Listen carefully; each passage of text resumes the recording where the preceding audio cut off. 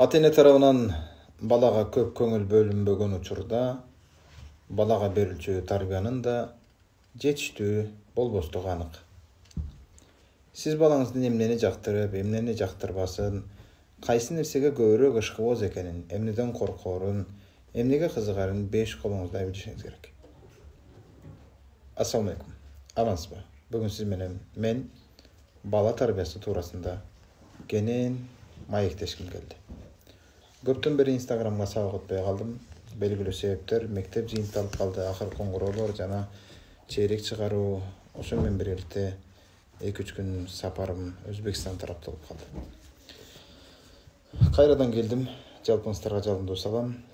Жакшы адамдар, жакшылык кылмайынча тура албай турган, жан дүйнөсүнө жакшылыкты орнотуп алган Кудайдын сүйгөн пенделери, амансыздарбы? Баламды кантип тарбиялайм деген окуу басмаканасынан чыккан китеп колумда турат. Мына ушул китептен биринчи темасын окуп баарлашкым келди. Анткени бул заман талабы. Бүгүнкү эң керектүү теманын бири. Балдарыбыз каникулга чыкты. Баарыбыздын оюбуз баланын каникулун кантип пайдалуу өткөрүү керек деген суроонун айланасында отурабыз. Анда болсо достор, жалпыңыздардан суранарым теманы жакшылап угам. Илгери бир падыша ажайып кооз жемиш бакчасын өстүрүүсү келиптир. Кызматкерлерин чакыртып, өлкөнүн эң жакшы жерине ааламдын эң жакшы апельсин бакчасын өстүрүүнү буйрат. Айтканы эки болбой, бардыгы аткарылган соң, менин бакчам ааламда алдыңкы орунда турган эң кооз бакча болушу керек.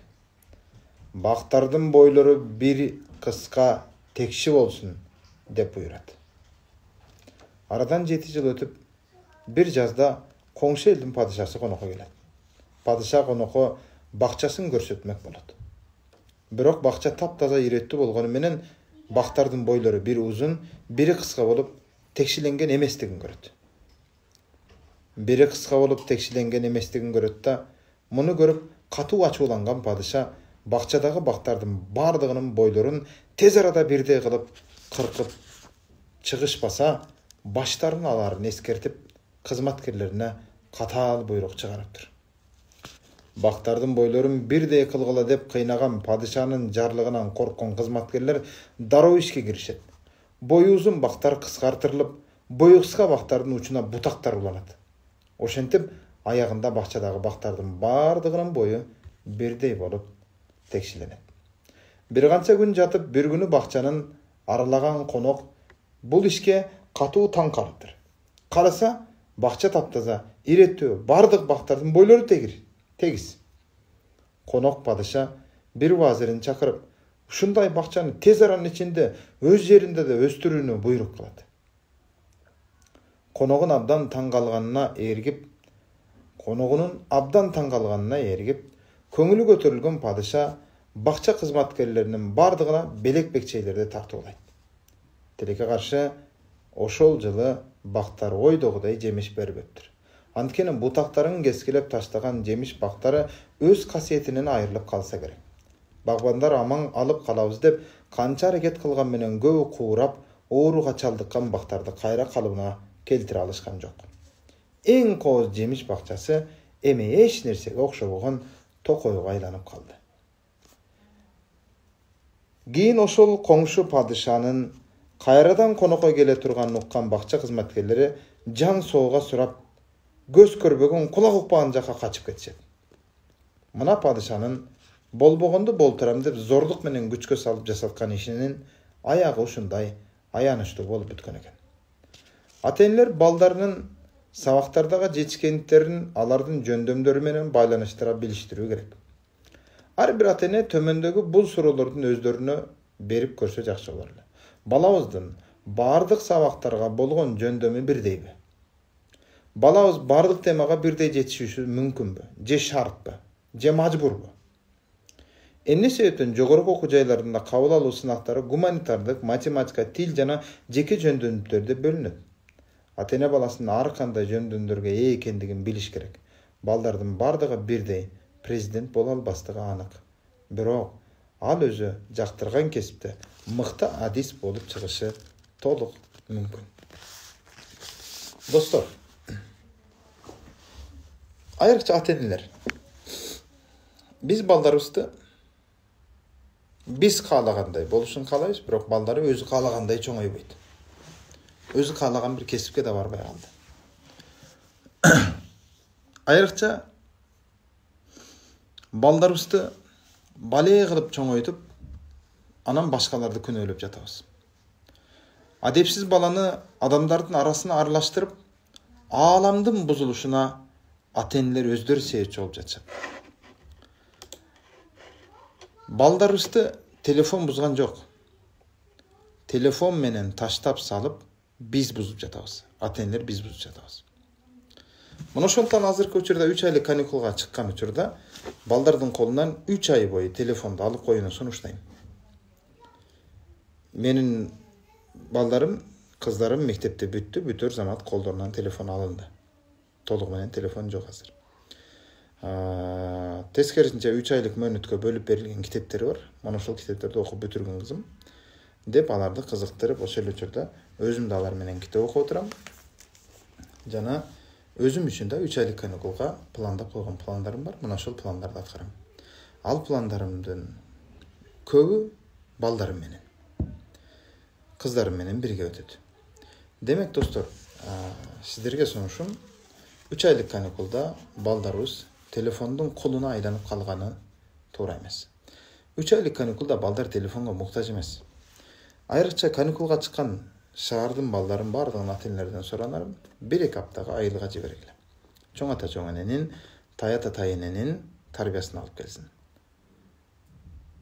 Тоо ташка, жөөктөн жөөккө, арыктан ары жагына секирип басып үйрөнсүн. Балкондон чыкпаган балаңыз тийме назик, күн көрбөгөн денеси апапакай болуп, көлөкөдө жаткан кебетесинде алсыз кубатсыз болуп калган чыгар балким. Мына ошондон урматтуу ата-энелер, балдарыңарды 1-2 аптага каникулга айылга жибергиле. Айылда табият менен аралашсын. Болгондо да телефонун алып коюп жибергиле. Сенин балаң айылга жибересиң, айылда отурат, телефон чукуп отурат, же бир короо шыпырбаса, же бир мал тазалабаса, же бир жайытка кой багып келбесе, же бир бактын астын тазалабаса, шыпырбаса,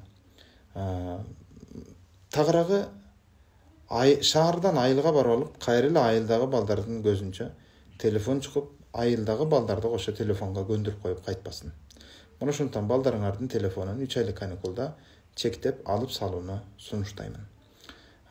Ошол эле учурда балдар каникулга чыкты деп эле заматта жанагы тил курстарына берүүнү деле сунуштабайм. Балдардын мээси 1 апта 2 апта сергип келсин, айылга жибергиле. Айылдагы койлорду кайтарып, мына кой биздики, мына кой коңшунун кою деп койлорду таанып зээни өсүп келсин. 9 ай, 3 ай окуганы жетер. 2 аптага эч нерсе болбойт. Тил курстарына кеткен акчаны жыйнап туруп, чоң ата чоң энесине, тай ата тай энесине берип койсоңор, ошол тил курсуңан жакшыраак тарбия берет. Сунушум, демек 1-2 аптага болсо да чоң ата чоң эне, тай ата тай эне айылдагы бир туугандардын үйүнө жибериңиздер. Болгондо да телефонун алып коюп жибериңиздер. Барсын, барып ошол жактагы айыл турмушун көрүп, кичине болсо да тарбия алып келсин, достор. Мына ушундай. Кийинки бир тема.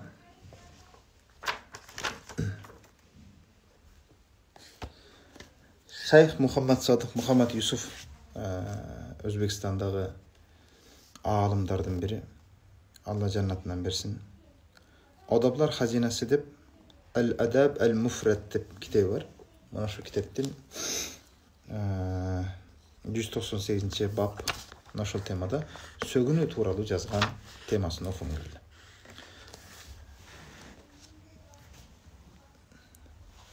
Бул тема сөгүнүш же ачытып сүйлөө. Бул мааниси жагынан базаа деген сөздөн, арабчадан келет. Anın sözme söz manisi tildegi hakikat bolsa da açuu jana uyatı жоқ сөздөргө айтылат экен. Ulamalar anı tömөнгүчө сүйлөп берет. İmam Gazali айтат. Сөгүнүү бул ачык айкын уят сөздөрдү колдонуу деген маанини берет экен. Ал чындык болсо деле адам ачуу үстүндө жаман жолго башаты сөгүнүштөн башталат экен. Оозубуз жаман сөзгө көнүп калат экен. Натыйжада кээ бир сабактарда бизге суроо берет. Агай, өлөр кезиңде ла илаха иллаллах десең, бейше кереткенсиң го деп калат.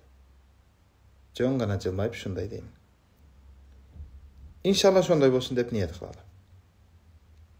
Бирок кептин баары өлгөнгө чейин тилдин ошол сөздү айта алабы жокпу, ошол сөзү турат. Бир киши өмүрүнүн аягына чейин 10 сомго 2 боо чөп сатат, жана укуруп чөп сатат экен. 10 сомго 2 боо, 10 сомго 2 боо деп чөп саткан киши өлөрүндө да 10 сомго 2 боо, 10 сомго 2 боо деп өлүп кетти. Тагыраагы 10 сомго 2 боо деп ар дайым айта бергендиги үчүн тил ошого көнүп калат жана өлөрүндө ошол сөздү айтып өлүп кетти. Эми өзүңүзгө суроо бериңиз. Өлөрүндө ла илаха иллаллах деп койсо бейше кирет экен го, иншалла шондой болсун дей берели. Бирок сен өлгөнгө чейин тилиң ла илаха иллаллахты бир күндө канча миң жолу айтат. Бир күндө канча миң жолу айтасыз ла илаха иллаллахты. Бир күндө эмес, бир аптада миңди айта албайбыз да. Натыйжада тилибиз биздики заматта жаман сөздөргө, сөгүнгөн сөздөргө көнүп калган. Өлүм статистикасын карай турган болсок да, көп адамдар чочуп кетип өлөт. Чочуп кеткенден өлөт экен. Жүрөк токтоп, чочуп кеткенден өлөт. Эми караңыздар. Көп адамдар чочуп кеткенден, авариядан өлүп атышат. Кулап кетет. Мына ошол жерде сизге суроо. Сиз бирөө сизде па деп чочутса, эмне деп оозуңуздан сөз чыгат? Бая эле вай энең бирдемке деп сүйлөйсүз. Демек, чочуткан учурда оозуңдан чыккан сөз кайсы сөз?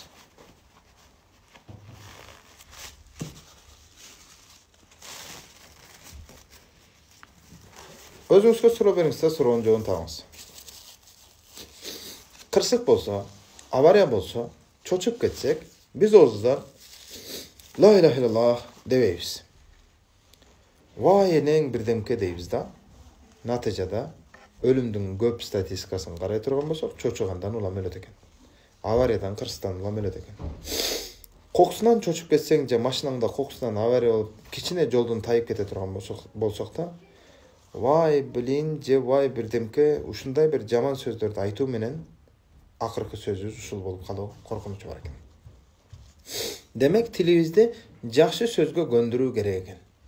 Жакшы сөз. Мейли эркек болосуңбу, аял болосуңбу, оозубузду жакшы сөзгө көндүрбөсөк, алдыкындай жаман учурда оозубуздан жаман сөз чыгып кетет экен.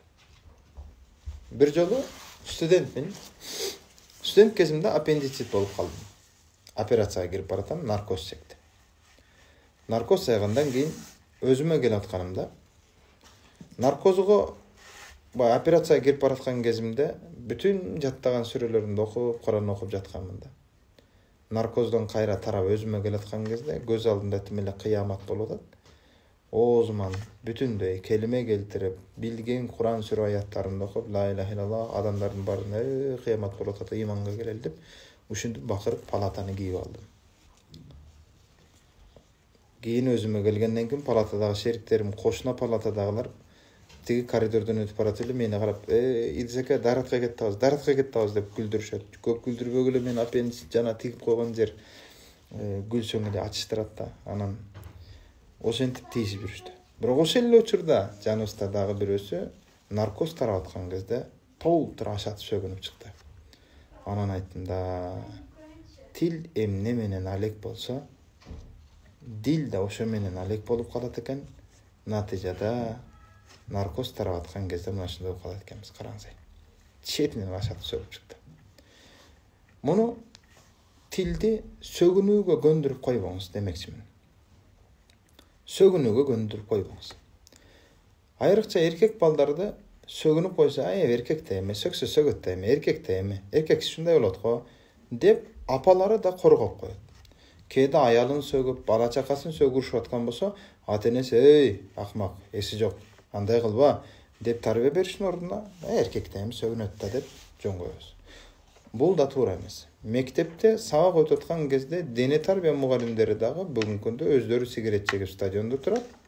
Бир жолу бир мектепке барсам ошондо балдарын арата сөгүнүп волейбол ойноп атат. Ушунчалык бир ачуум келди, жанына ордунда агайды бери чакырып, тиги балдарды тарбиялап сөгүнбөгүлө деп тарбия берди. Сөгүнгөн балдардын оозунан эмне сөгүнүп атасың? Агай билбей чыгып кетиптир, кечирип коюң. Жок, билбей чыгып кетиши мүмкүн эмес. Билбей чыгып кетиши. Же болгон ушундай жүрүп эле билбей, мен туалетке кирип алдым деген. Мүмкүн эмес. Алхамдулилlah. Alhamdulillah. Demek dostlar, bilbey oğuzundan çıkıp geçi mümkün emez. Bilbey aytып alpman, bilbey sөгүнүп alpman. Жоқ, бардығын билесің. Ачуың пик чокусуна келип калса да сөгүнгөндүң билип туруп сөгүнөсүң. Эмне үчүн ошол кезде билбей оозуңан билбей эле ачуың келип аткан кезде сөгүнгөн сөздүн ордуна "Мен сени жакшы көрөм" деген сөз чыкпады. Эмне үчүн сөгүнгөндүн ордуна айтайлы ошол кезде башка сөз чыккан жок. Именно сөгүнгөн сөз чыгат. Демек, анын чыгып бүткөндөн кийин билбей айтып деп коесуң. Туура эмес. Демек достор, бул нерсени туура түшүнгүлө. Кечирим сурайм, biraz сапарда көбүрөөк жол жүрүп калдым эле. Biraz келип болот окшойм. Рахатчам. Демек, сөгүнүш темасында келип атабыз. Сөксө сөгүптүр да эми, сөгүлүп калдыңбы дегендер да туура эмес. Ар бир сөгүнүш бул демек күнөө жана туура жолдон чыгарып кетүүнүн бир башталышы болуп калат экен. Сөгүнбөңүздөр, абайлаңыздар, сөгүнбөңүздөр. Мисалы үчүн бизде өлүңдү көрөйүн деген сөз бар. Бул туура эмес сөз. Эскилер, энелерибиз өлүңдү көрөйүн деген эмес, өрүшүңдү көрөйүн деген сөз. Бул өрүшүңдү көрөйүн. Тагыраагы кенен бир өзүңдүн кенен жайытың өрүшүң болсун. Өркүндө өскөнүңдү, өзүңөн өзүң өсүп өнүп көгөрүп бак болгонуңду көрөйүн деген маанини берет. Эскиден аталарыбыз, апаларыбыз садаган кетейин, балекетиңди алайын деген дуалар берген. Биз аларды башың үзүлүп түшкүр, балекетиңди алайын деп башың үзүлүп түшкүр. Же болбосо садаган кетейин дегенде энеңди бирдемке. Же болбосо өрүшүңдү көрөйүн дегенде өлүгүңдү көрөйүн деп мына ушинтип туура эмес жактарга өзгөртүп салабыз. Урматтуу ата-энелер, балдарыңыздарды эч качан ачууңуз чыкса да карга урушпаңыздар, жакшы тилек менен сүйлөңүз. Аалым болгур, бас бияка. Эй, президент болгур, бас бер деген бир жакшы тилектер менен урушсаңыз болот балким. Демек, сөгүнүш күнөө иштерге алып барып коет экен. Абайлаңыздар. Ибн Аббас радаллаху анхудан риваят кылынат, айтып берилет. Ал киши айтат: Пайгамбарыбыз алейхиссаламдын доорунда эки киши сөгүшүп калды.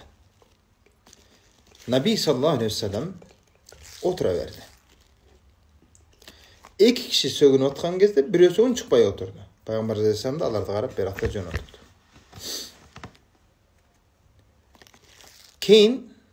Кийинчерээк сөгүнүп аткан кишиге экинчи киши унчукпай отуруп, бир аздан кийин ал дагы жооп бере баштаган кезде Пайгамбар алейхиссалам ордунан туруп кетип калды. Ошондо Пайгамбар алейхиссаламдан орундарынан туруп кеткенден кийин эмнеге туруп кеттиңиз деп сурайт. Периштелер туруп кеттиле, мен да алар менен туруп кетип калдым. Ал эми мына жөн отурган кезде, сөгүнүп аткан кишиге жооп бербей унчукпай отурган кезде, периштелер анын ордуна сөккөн кишиге жооп берип аткан. Өзүң эле кайсың, өзүң эле ошондой бол, өзүң эле кайсың деп жооп берип аткан. Бирок бул дагы жооп бере баштаган кезде периштелер кетип калды. Мен да периштелер турбаган жерде турбайм, мен дагы кетип калдым деп жооп берди. Демек, сөгүнүш жаман нерсе экен. Бир киши бирөөнү сөксө, экинчи киши жим турса, унчукпаса, ал жөн отурганы менен периштелер сөккөн кишиге жооп кайтарып турат экен.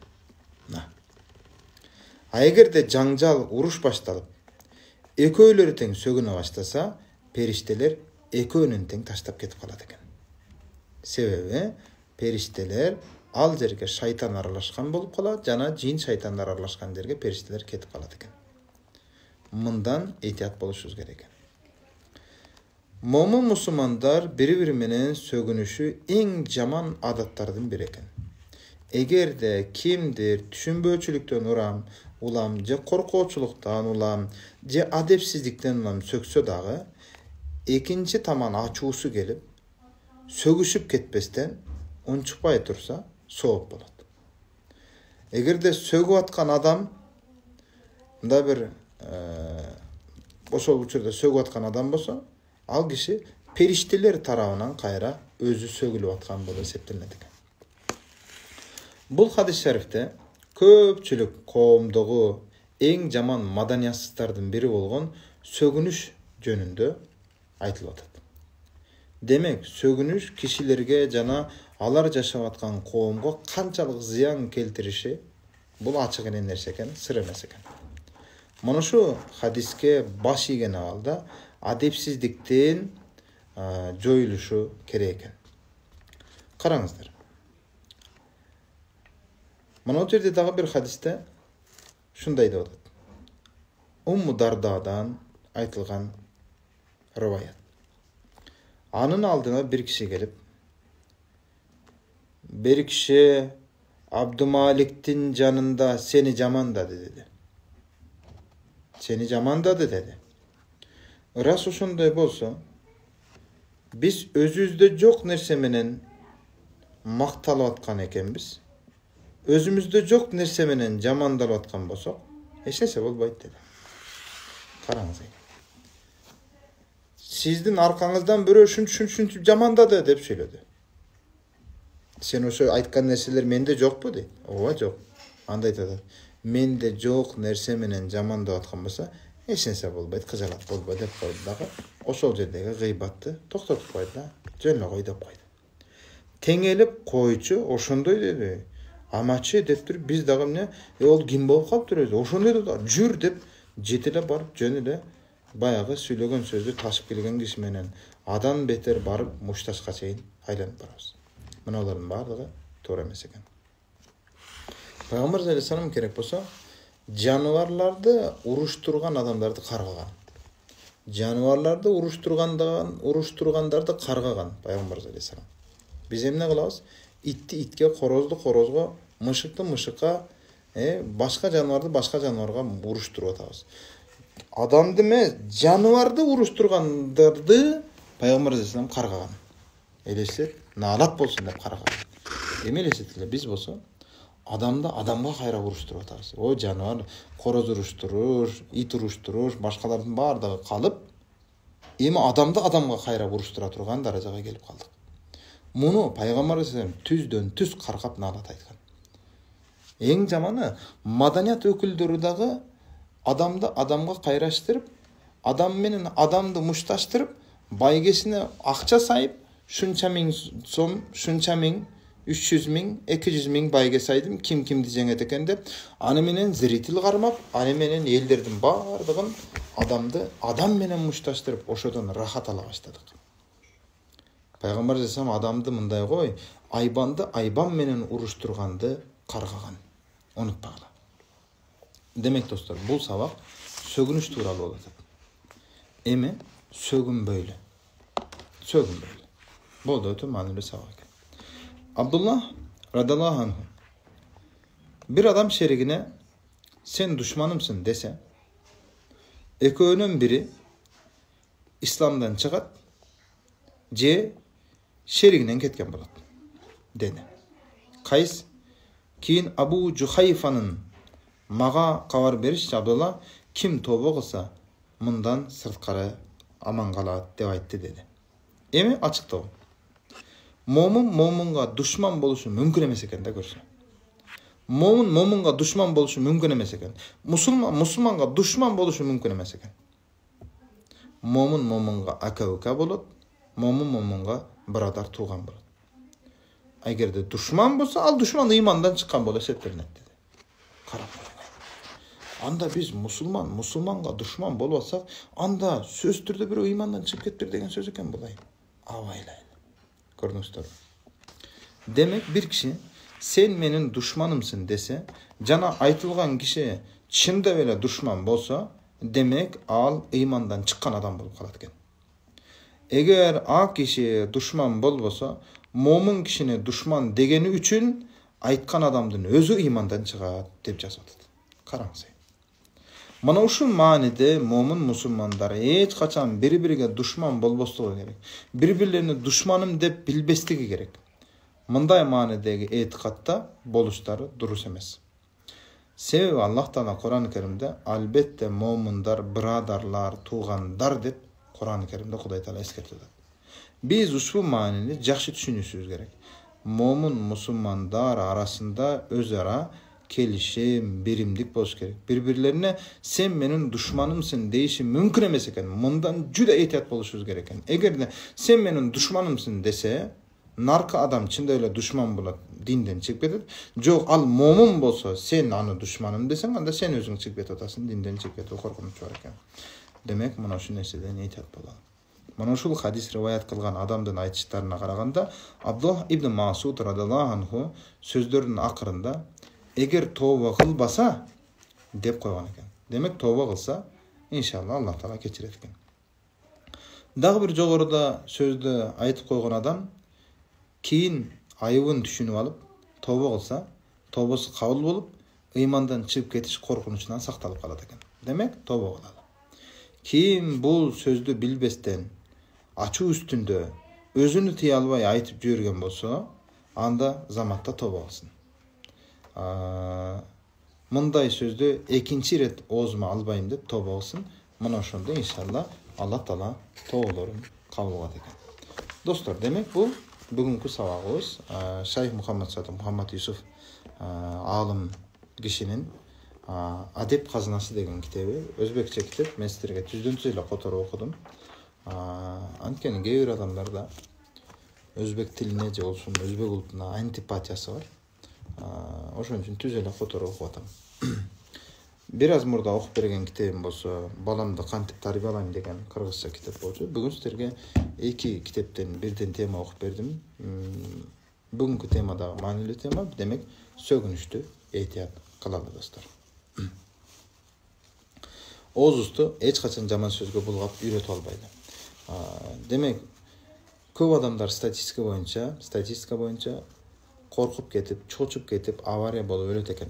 Sizdi biri korkusa, çoçutsa, pa dese, vay eneng dep durup, zamatta Oğuz'dan zaman söz çıkat. Enengdi birdemke dep ketebiz.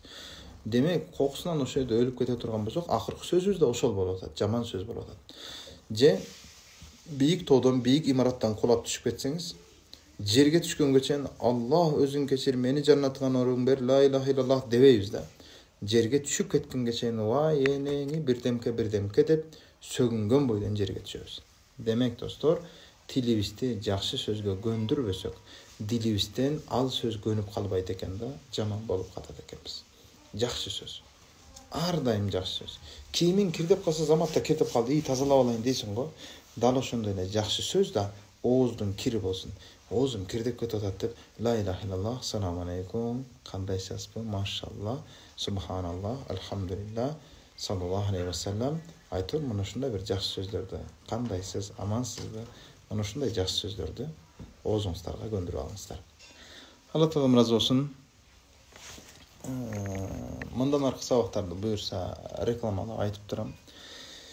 Негизи Instagram'dan sabak kılgım gelbeyt, boş vaktim bolup kalsa gana sabak kılayın da otam, antkeni Instagram'da amdan көп түз эфирде сөгүнгөндөр. Кече мени bir toyga kızmatga баргам, бир жеңем суранганынан бардым, тойдо кызмат кылдым. Бирок тойдо тилекке каршы ушундай акыл насаат айтып той алып бардым. Бирок тойдун аягында бир эки столдо ичип алган кишилер болуп калыптыр. Ошол тууган кишинин көңүлү деп бардым тойго, болбосо барбайт элем.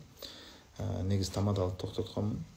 Ошол тууган киши болгон үчүн көңүлүнөн унута албай барып калдым. Бирок тойдун аягында ичип алган киши кем маселеңди башка жерде кылчы, сүйлөй бербечи деп мени урушту, бир экөөсү жаман көрдү.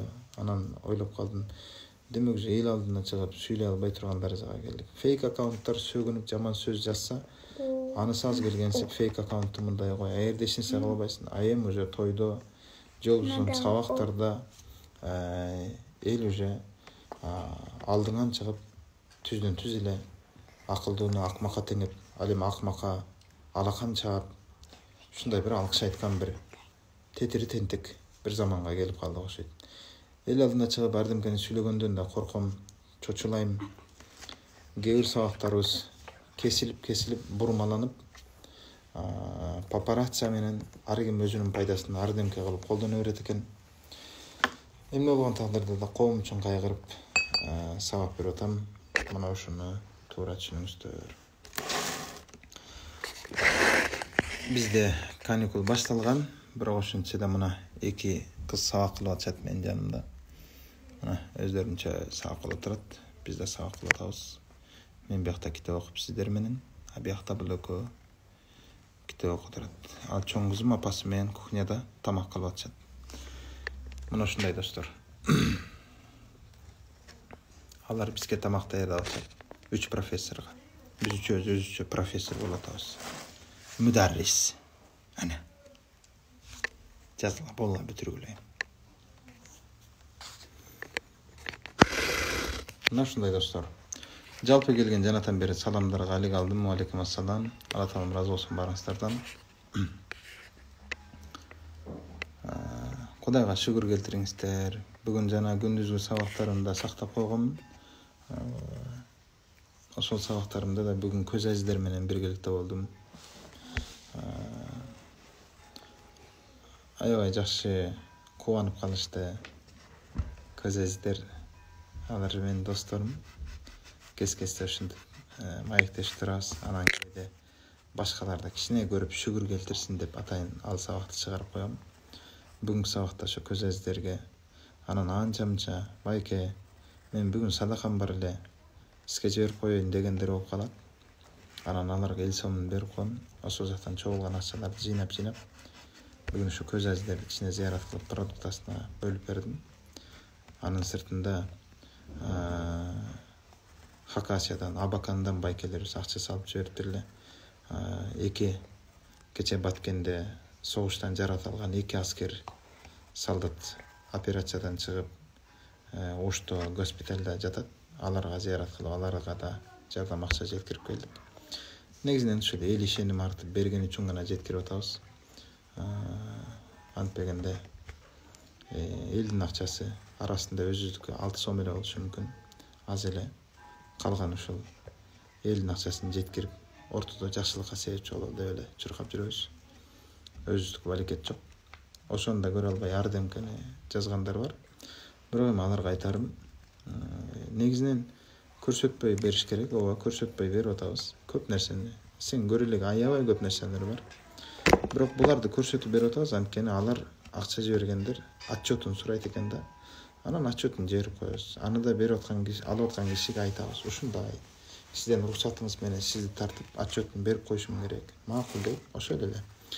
Анан бул эл ишеним артып бергенден кийин ошол ишенимин жоготуп албайын деп гана видео отчет кылып кайра эфирге чыгарып коебуз. Ошол эле. Анан ушуну да көрө албай ардемкени сүйлөнгөндөргө айтарым. Кудай берген кишиге Кудай урган киши сүйлөнөт. Кудай бериптир, берип атабыз. Сени да Кудай уруп туруп сүйлөнүп отурасың, эмне дейин башка. Ошондуктан бул жерде жаман көрүп сүйлөнө бергендер тилиңерди тыйгыла, өзүңөрдү билгиле. Ошол учурда ошол элдер чет өлкөдөн Россия, Европа, бүтүн дүйнө элдери ишеним артып бизге салып атыптыр. Кудайга шүгүр. Ошол ишеним артып менден бөлөгүнө салса да болот. İdrisке ишенбейм болду деп элдин ишени менен чыгып калгандан Кудай сактасын. Ошо сүйлөнгөндөр сен да ошондой элдердин ишени менен кир дагы, буюрса эл үчүн кызмат кыла бер, сүйлөнүп отурба. Алла таалам ыраазы болсун.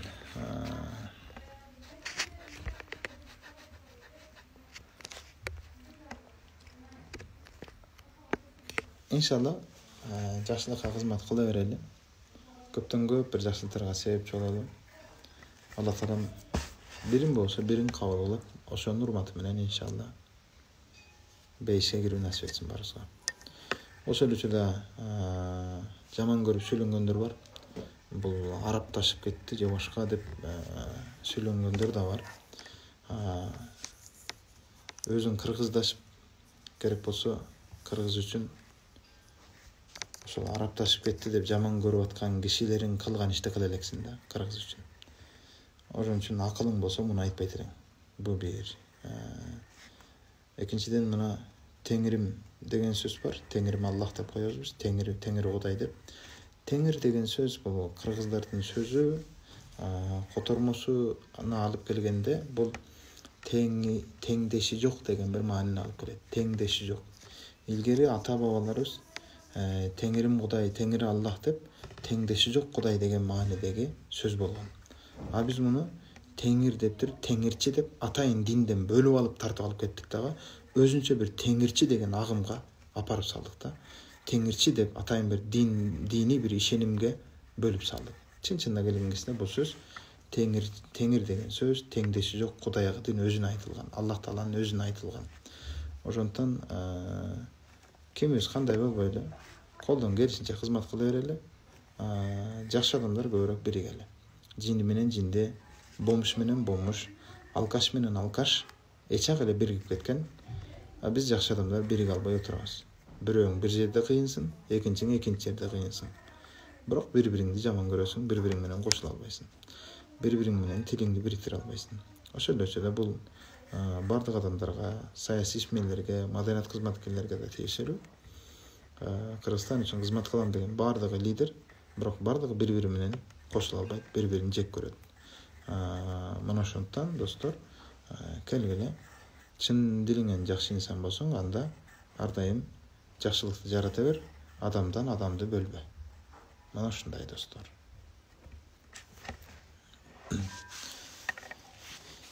Чоң рахмат. Assalomu alaykum agay. Men жумушумда тажиктер менен иштейбиз. Чогуу канча аракет кылбайын, ичимде жаман көрүү сезим боло берет, менде жаман көрүү күнөө дейт. Чуага жустады айтмакчы. Ичиңизден жаман көрүңүз, бирок сыртыңызга чыгарбаңыз.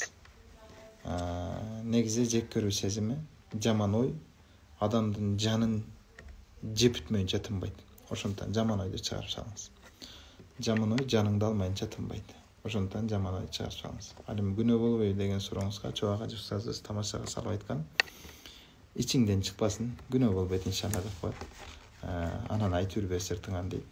Бул албетте тамаша иретинде айтылган сөз. Негизинен жаман ойду туураңыз, анткени жаман ой жаныңды алмайынча тынбайт. Унутпаңыз.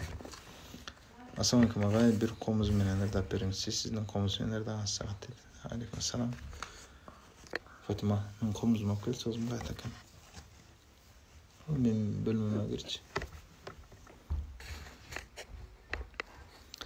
Азыр кенже кызым кетти, комуз таап келсинчи.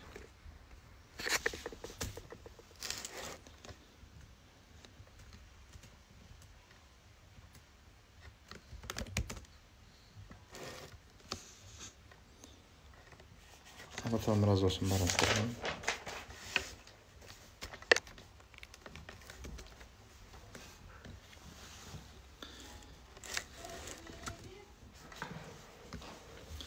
Ardayım, argimden kеңеш alууну жакшы көрөм.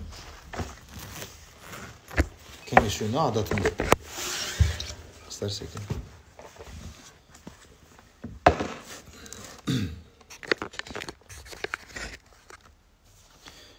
Тилекке каршы азыр адамдардан акыл сурасаң, бирөөдөн кеп кеңеш сурасаң, bir zamatda seni bilimsizge çıkarıp salat eken.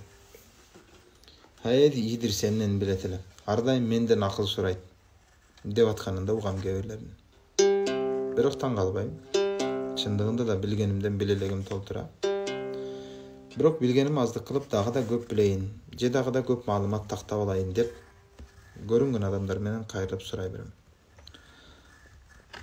Allahqa jagını üçün ilim algandar, Allahqa jagını üçün ilim algandar, azır qoomgo tanılуу üçün ilim alıp жатабыз. Ошончолук илимдин даражасына чыксак да, жараткандын буйругуна моюнсун элекпиз. Бирөөбүз профессор, доктор, кандидат алып бирдемкебиз. Адамдарга таанылыш үчүн гана да. Ошончолук наам даража менен Кудай Тааланы таанып биле элекпиз. Демек, Аллахка жагыны үчүн илим алган адамдар азыр адамдарга жагыны үчүн илим алып калдык. Бирок ошончо илимдин даражасына чыксак да, акыретибизде алдыдагы басар жолубузду таанып үйрөнө элекпиз. Демек достор, илимди айтууда алдыда болгонубуз менен илимди жашап көрсөтүүдө эң акыркы орунга түшүп баратабыз. Чындап эле бүгүн бардыгын сүйлөттүрсөң, бардыгыбыз өзүбүзчө умныйбыз, өзүбүзчө акылдуубуз. Ошол эле учурда көп адамдар мага жазып калышат, комментарийде жеке өзүмө чейин жазгандар болду. Идирис өзүнчө акылдуу боло бербечи, умный боло бербечи мага. Жөн эле жүрчү деп кат жазгандар абдан көп. Бир нерсе билбегендин да бул өмүрдө өзгөчө орду бар экенин унутпасак. Тамга тааныбаса да татынакай жашап аткан жакшы адамдардан өрнөк алса болот. Интеллигенттердин иш жүзүндө бириге албаганына ичим өрттөнөт. Жамандар тил табышып, алкаш менен алкаш доштошуп кеткени качан, жакшылар жанаша басканды унутуп жатат. Аталар сөзү акылдын көзү деп аталардын сөзүнөн айтып берейин.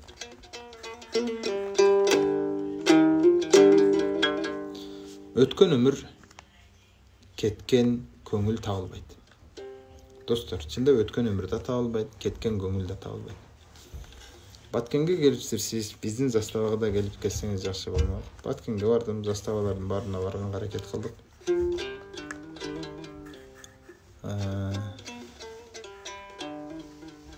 Анан кээ бир заставаларга мүмкүнчүлүк болбоду, туура түшүнгүлө. Күйүк жарасы айыгат. Карагыла, күйүк жарасы айыгат. Колуңду чай төгүп алдың, ысык суу төгүп алып күйдүрөсүң. Күйүк жарасы айыгат, бирок күйүк жарасы айыкпайт экен. Өзүңдү зорсунба, өзгөнү корсунба.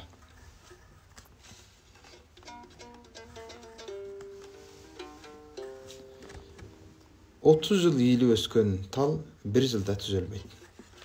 Элге көрүнүү үчүн акылман болгондордун бири сиз го дейм. Машалла, оюңуз сондай болсо, айлаганча. Иншалла сиз айткандай болбосун.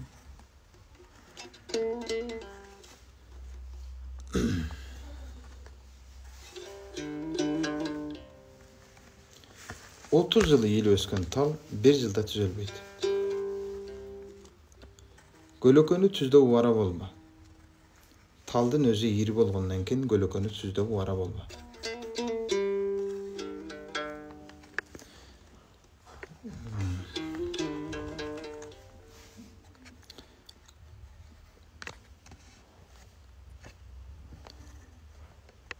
Достор, бүгүнкү сабагым негизинен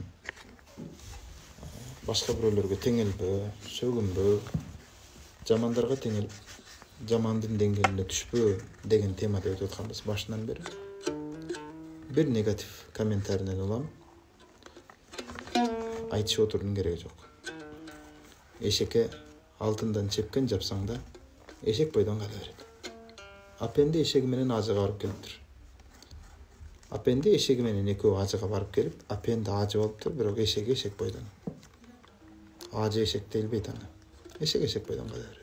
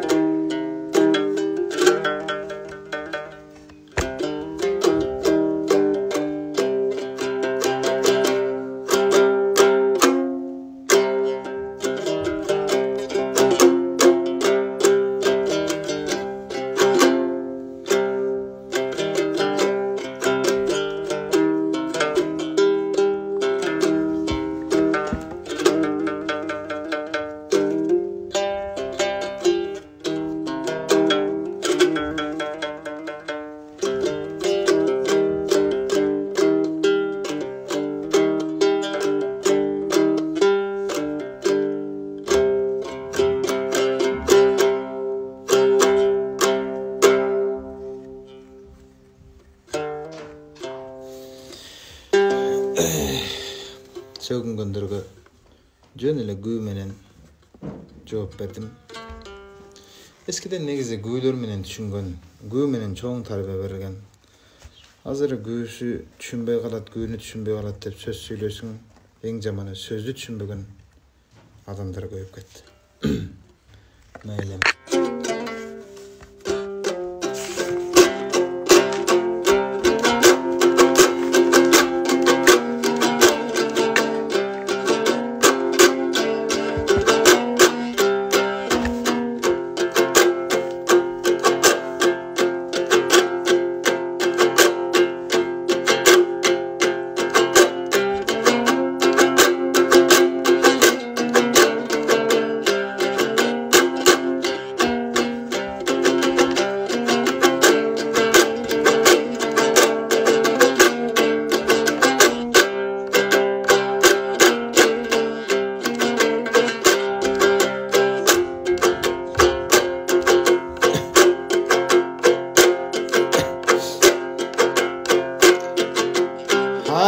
Satıp sökkündür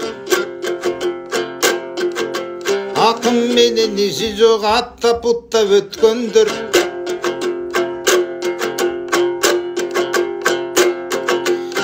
jaman görüp gelgendir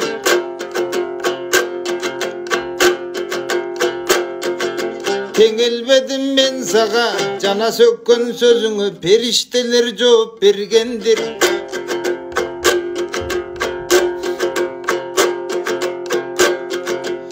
Yitirsem ağa göçödün teңelip bitken af debeyim Jamandarga teңelip jagыңdy jap debeyim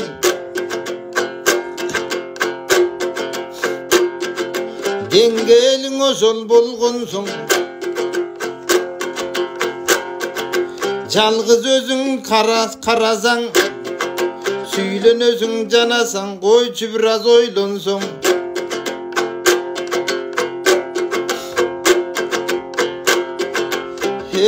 Ayvandardan sapatты talaşpay ele koysoňçu Tuğra joldan koy dosum adaşpay ele koysoňçu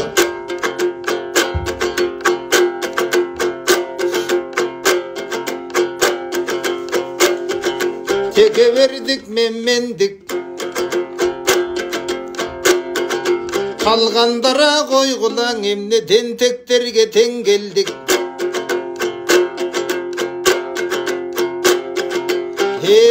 aldı basbay adaşbay kadam bolup jürödü Allah ömür bergen soň bul jaşogo gelgen soň adam bolup jürödü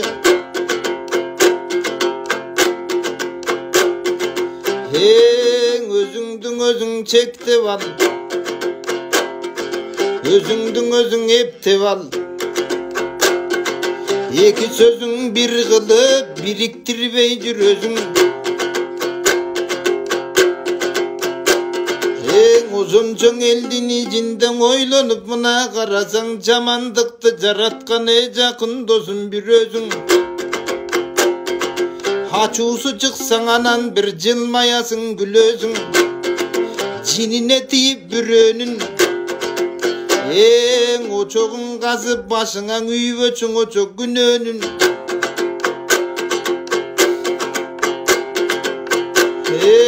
Anda sözümdü mınday aytamın Sabak bolsun ukkandar sözümdü jakşı baykagın Bit köçöşüp men bugün göynögümdüň örttöbeyim Siler menen goşulup any tabalabayım köptöbeyim Andaylaryň aytarım Sözüňdü maga tuştaýsyň Men emese sen dosum çuwak ajy gaýradan tirilse de ukpaýsyň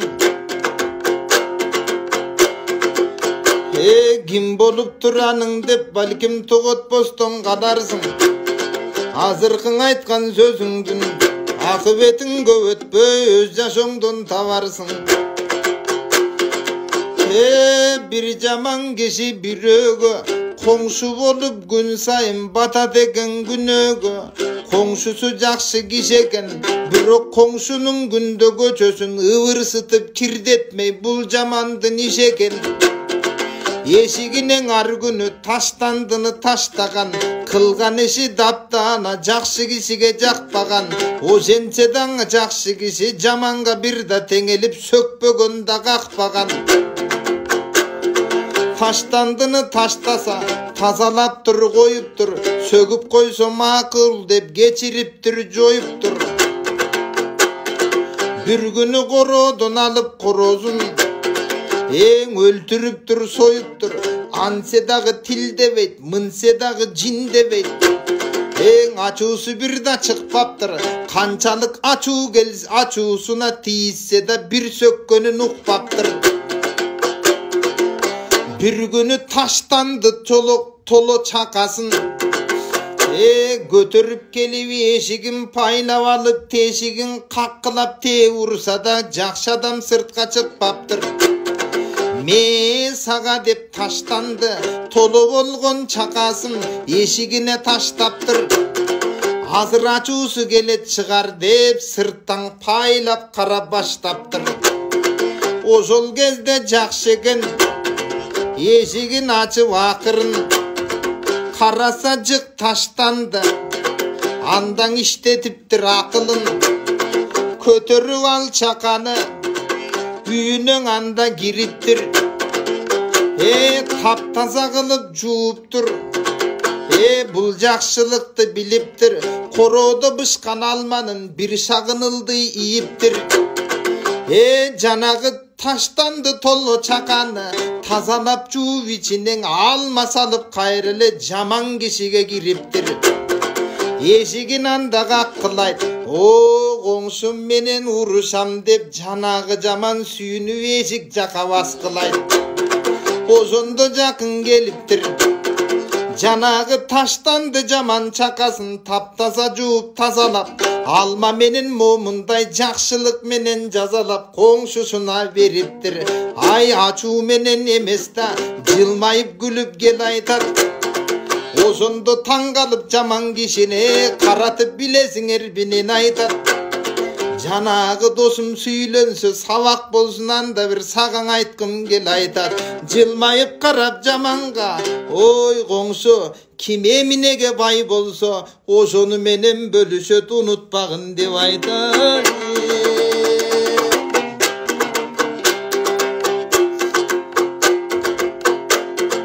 Сөгүнүп жаздың ойлонбой, акыр чикир жаман сөзгө жан дүйнөң жык толгондой. Жакшылардың эч качан көрө албайсың жан досум. Бирок алдыкың айткан жамандык өз башыңа кайтмайынча өлө албайсың жан досум. Акылыңа келе кой.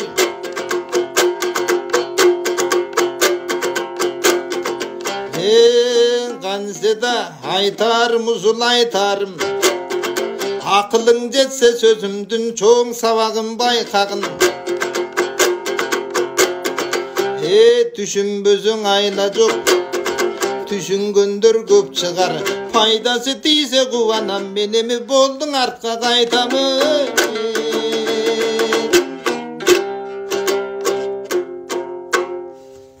Бир тап коеюн. Кээде айтышка чыгарыбызда, сахнага чыгарыбызда атайын сахна артында көңүлүңө чөктүрүп, атайын ушундай нервиңе тийгендер болот. Кечээки акыркы айтышымда да сахна артында даярданып ойлонуп отурам. Бир акын келип, кандай ана жаттаган ырыңды айтайын деп даярданып атасыңбы деп тийишип атат. Анан чукпайсың, боптур деп коесуң. Негизи өзү болсо полуфиналга өтө эле бери тандоо турундан да өткөн эмес. Анан таң каласың. Ушунчалык деңгээлде көрө албастын. Кимге пайдасы бар? Эмне агыр таптың ушу келип менин нервиме тийип ушу сөздү айтып деп коем. Финалдан чыккандан кийин байке куттуктайм деп келди эле. Анан чукпай, сен айтмакчы баягы жаттаган ырларымды айтып финалга чыктым да деп койдум да кете бердим достор. Мына ушундай. Кандай болгон тагдырда да көрө албастык жаман ой жаныңды алмайынча тынбайт. Ошондон булардын баардыгы оор жүк. Бирөөлөрдү жек көрүп, Жолбосом сүйлөнгөн, жаман көргөн адамдарга өчөшүп, теңелип отурууның кереги жок. Мен да кишиге сөккөнүнө, жаман сөз жазганына теңелген жокмун. Жөн гана акылы болсо ойлонор, жакшы сөз менен жооп бердим. Балким эч ак эле чыгып кеткендир. Кандай болгон тагдырда да Алла Таала баарыбызга бекем ыйман берсин. Анда ошол жаман досубуз айтмакчы, бирөөлөргө ооле болуп көрүнгөн күнөөкөр киши болбойн да. Эсим барда этегимди жаап, сабагымды жыйынтайын анда достор. Көлөкөнү түздөп убара болбо. Талдын өзү ийри болгондон кийин. Демек, көлөкөнү түздөп убара болбо. Талдын өзү ийри болгон соң. Ошол нерсени унутпаңыздар достор. 3 айлык каникулдо балдар менен үй бүлө мүчөңүздөр менен болуңуздар, макулбу? Айрыкча балдарыңыздарды 3 айлык каникулда колдорунан телефон алып коюңуздар. Балдарыңыздар колунда телефону менен PUBG атышмай, каяктагы балекет оюндары менен отурушат. Бирөөлөрдү атып өлтүргөн, шүнтүп мыкачылык менен ойноп аткан балдарыңар алдыкындай агай менен, сабак менен иши жок. Агайларды жаман сөз менен атып өлтүрүп, ошодон рахат алышат. Негизи эле достор, балдарыңар 3 айлык каникулда 90 күндө жок дегенде 9 китеп окуп бүтүрсүн. Телефонун 1 тыйындык кереги жок, алып салгыла. Толук менен телефондорду алып салгыла. Сабак учурунда сабакка керек, группага, WhatsAppка керек, эжекеге тапшырма жөнөтүшүм керек деп жооп берип атты 9 ай ичи. Анда жок дегенде 3 ай ичи телефонун алып койгула. Мына ушундай. Ал эми достор, мен сабак берүү үчүн бүгүн эле чыккан жокмун. Канча жылдардан бери бул сабактарды берип келебиз.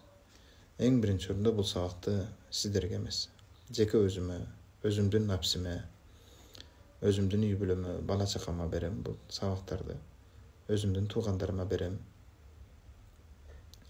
Мына ушундай. Кожонов, өлгөн акындарды изилдегендер тирүү акындарыбыздын кадырына барган жетели. Бир жолу өлгөн акындарды изилдеген илимпоз филологдордун бирөөсү мени аябай капа кылды. Ошондо ушул сөздү айттым эле. Өлгөн акындарды изилдеп, тирүү акындарды өлтүрүп аткан илимпоздун барынан жогу деп. Достор, биз кыргыздар негизи качан өлүп кетет, анан ошондо кадырына жетип, артынан калп эле ыйлап, калп эле эскермиш болуп, жакшы киши болчу эле деп коет экенбиз. Тирүү кезинде кадырына баргана жетпейт экенбиз. Мына ушундай учурлар болду. Аябай көп болот мындай учурлар. Ушундай. 3 айлык каникулду балдарыңыздар менен пайдалуу өткөрүңүздөр, макулбу достор? Мен эми токтотоюн. Убакыт дагы абдан көп сабак өттүм окшойт.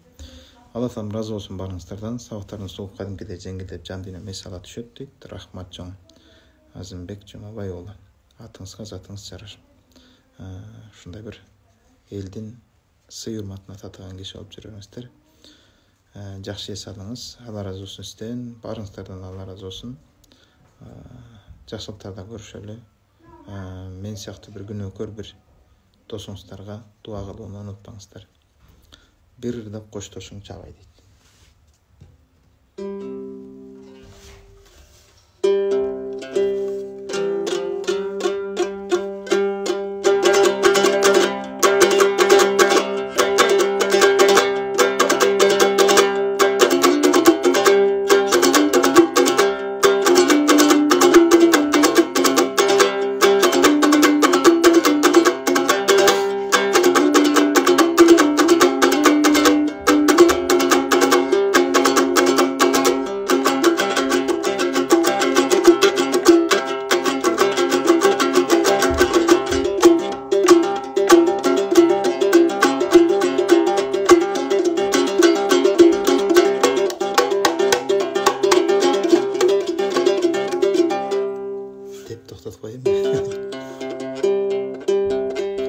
Siz aytқан сөздү сизге айттым, демек экөөбүз тең жаман экенбиз дейт.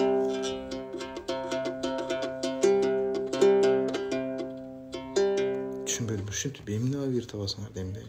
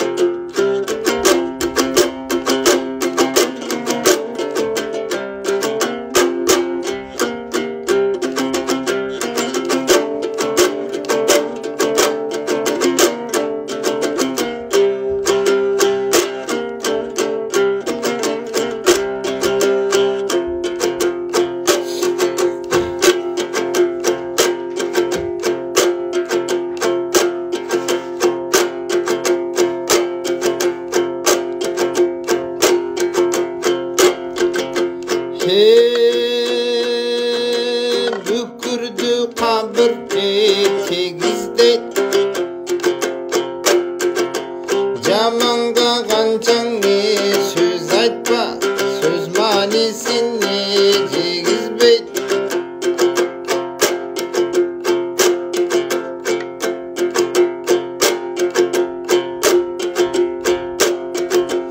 Өзіңдің өзіңе білбестен, айтқан бір кептеңе кірбестен, адамдар абдан не көбөйді, ақын менен не тілдешкен.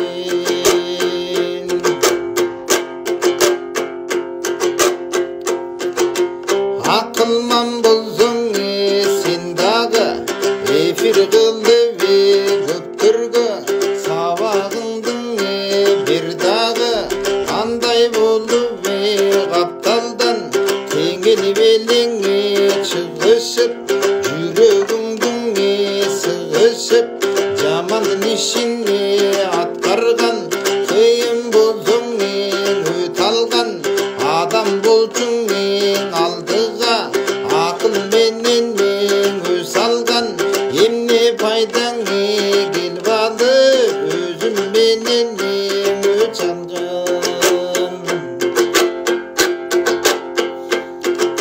Сөгінгөндүн бір өзүндан таныбайм, өзүңдөн өзүңе өтөсүн, абыр өзүммен алыбайм, алыңа барып бүрөңгүн, наның делеңен албадым, мунуң делеңен албадым, өтөсүп барып бүрөңдүн, баракчаңа барбадым, андан көрүңе кел досум, кыйын болсоң теңелбей, өзүңчө сабак бир досум, алаксып мендей жаманга, эмне пайдаң табасың, ордуңда болсом бул жерден чыгып кетип каласың.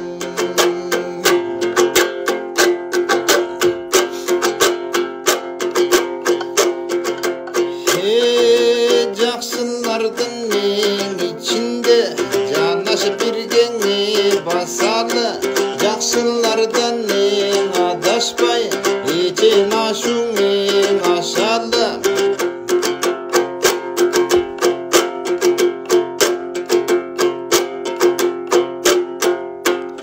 Қойғыла, шымен тоқтайын достар. Оған болыңыздар. Негізі мону жерге кирип алып, группада ардемкени былгытып, ардемкени жазгандар аберин кетирип, эмне пайда таптыңар, жөн эле группадан чыгып кеткиле, жөн эле Идристе отписаться этиле, полный өчүрүп салыңыз, болду, экинчи мени көрбөйсүз. Мен деле жеке силердин бирөөңдүн да баракчаңа кирбейм, бирөөңө да комментарий калтырбайм, бирөөңө да башка деп сөгүнүп да отурбайм, эч нерсе кылбайм. Ошондуктан какой привет, такой же ответ. Келе, кандай салам, ошондой алип болсун. Сыйыңды бер, бар кете бер, ары кете бер. Эмне кыласың, мага окшогон жаманга теңелип, өзүңдөн кете бер. Ал эми бизди да угуп аткандар бар экен, ошолор